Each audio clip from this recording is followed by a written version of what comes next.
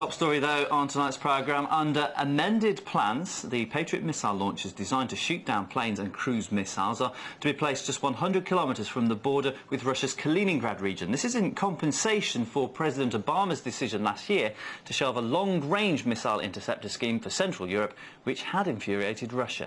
So, could this mean a new twist in the fiery US-Russia missile dispute? We ask our correspondent, Ivor Bennett, who joins us now live.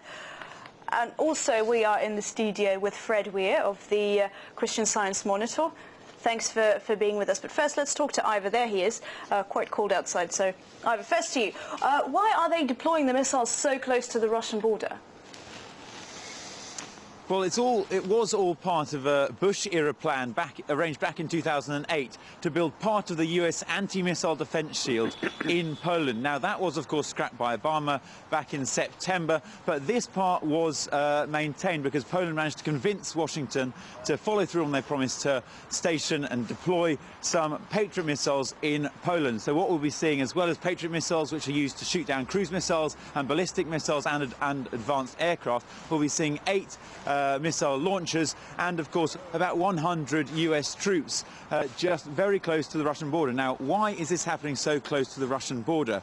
Well, originally the plan was to station it all just outside Warsaw, which was a plan that Russia was well aware of. But only last night did it come out from Poland that they've said, actually, no, we're going to change location to a town called Morag, which is about 100 kilometres from the western exclave of Kaliningrad, which is also borders Poland and Lithuania and is on the Baltic Sea. Now, why are they doing this? Well, it's not entirely clear, but they've said it's not political, they've said it's not strategic, they said it's purely for practical reasons, and the infrastructure is very strong in that region, and they say the conditions there will be best for the US soldiers and troops. So is this a concern for Russia? Not everyone thinks so. Earlier, I spoke to Victor Litovkin, who is a Russian military journalist, and he doesn't seem to think it's going to be much of a problem. This is what he had to say. The cancellation of the Bush plan to place anti-ballistic missile system was a kind approach to improve relations between countries. The current establishment of the Patriot defense system is considered like compensation to Poland for the cancelled deal, as well as the way to cure Polish phobias. Now it is clear who Poland is afraid of, but not clear why. The Patriot defense system doesn't represent any threat to Russia. Russia doesn't want to attack Poland or any other European country. There is no aggression in the Russian doctrine, as it is appointed to secure our own country and allies.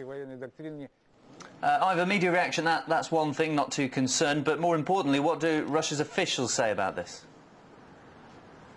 Well, earlier, actually, interestingly enough, the Russian news agency RIA Novosti quoted a high-ranking source within the Russian Navy saying that the Russian Navy, actually, in direct retaliation and response to this deployment of US missiles, would be upgrading their Baltic fleet, which is, incidentally, based in the Kaliningrad region, so very close to where these missiles will be deployed. Now, they said that the underwater and air components of the fleet would be upgraded, but I stress that is not an official response. The official response came later from the Ministry of Defence, which is this building behind me.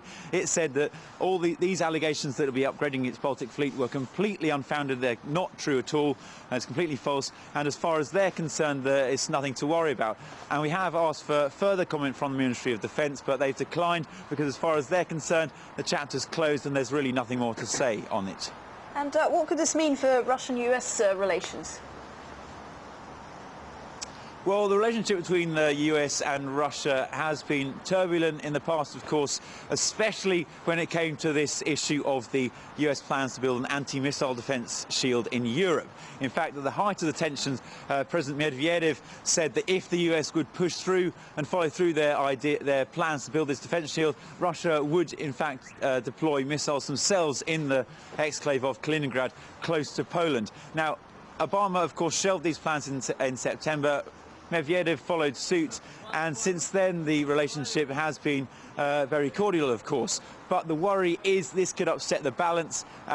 Earlier, Vladimir Kozin, who is a political analyst, spoke to RT of these concerns. It's direct threat to the Russian national interests, because this Patriot missiles is only the first step. In the long run, there might appear additional assets in terms of ballistic missile defense. There might appear also GBI system, the same they are having in the United States on the continental USA. And this specifically alarming at a time when we are approaching the START 4 treaty. This does all, of course, come at a very delicate time in US-Russia relations as both sides are trying to work over the final negotiations for a new treaty on nuclear disarmament between the two countries, because in December, of course, the START treaty, which was the old treaty on nuclear disarmament between the two countries, expired. And since then, and in fact the last 6 months, there have been very lengthy negotiations between the two countries to try and agree on a new treaty between them.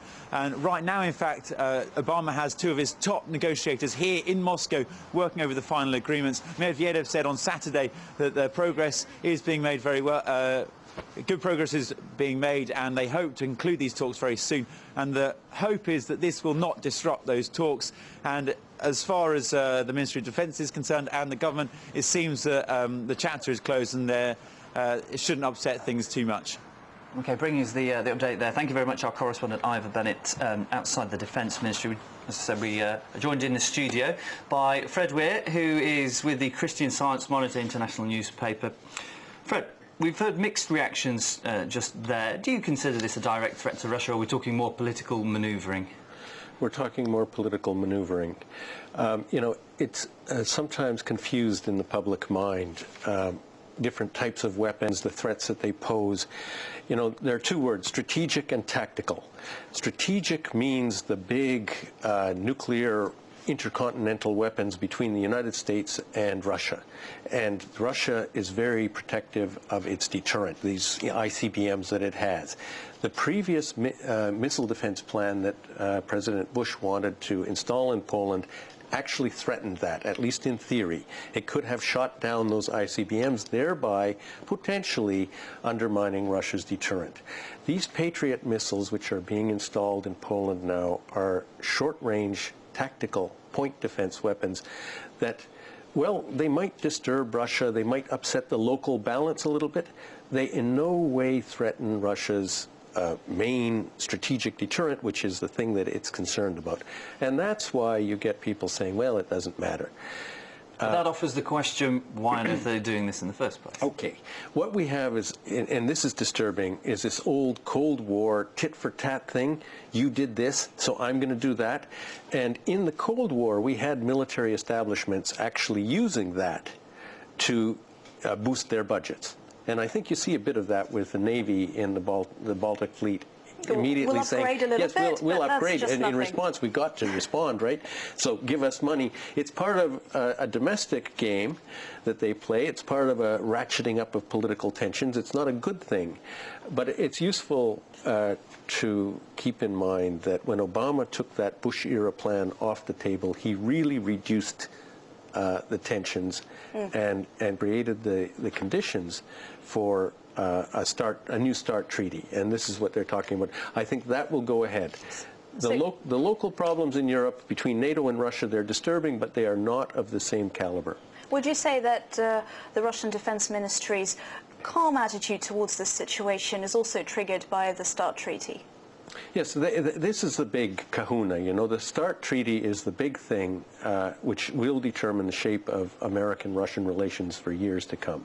And I think both sides have a big vested interest in getting that done. And other people have their interests, and in Poland, they really have a strong interest in poking the Russian bear. And for them, I mean, there are many different levels, different agendas on the table here, and they're all in play. So, but it's useful to keep the big things in mind, and I think the Defense Ministry is doing that. I think Viktor Lutovkin had that pretty straight in his remarks. But there are other people with different things to say. It is disturbing that they're still doing this. It is a mark of continuing bad relations between Russia and NATO that they will squabble. over stuff like this. And just quickly, do you think this shows how far we've come, that missiles could be located so close to the Russian border, and there's such a relatively muted response about the whole thing? We wouldn't have got that so long ago. Well, yes and no. I mean, these missiles are not of any importance in the overall balance. I mean, that's a simple fact. Mm-hmm. They don't make any difference. They might make the Poles feel better. They might feel that makes them closer to Washington, which is what they want. There are a lot of deals that went on between Warsaw and Washington there, and this is part of that. But the overall military balance isn't affected in the slightest by these Patriot missiles. Right, thank you very much. That's Fred Weir clearing up the situation for us a bit. Thanks for joining us. My pleasure. Yeah.